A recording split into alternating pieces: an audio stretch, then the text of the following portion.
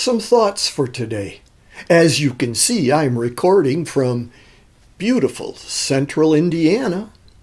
So, I'm reading in Leviticus, and there is the sacrificial system.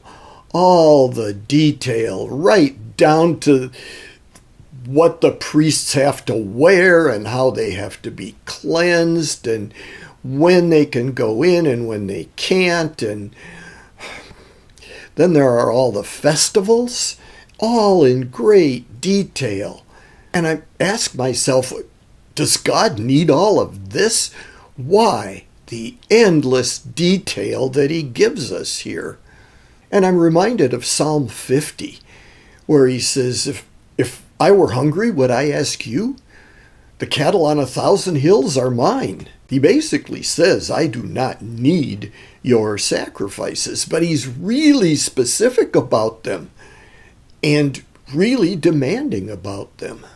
Why? I have two thoughts. One is much of the sacrificial system and much of the festival system is looking forward to Jesus.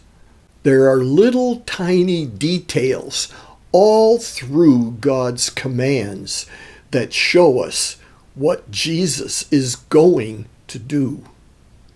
And the other thing is, and I think this is really the big one, God just wants us thinking about him. God wants us communicating with him. He doesn't want us to forget.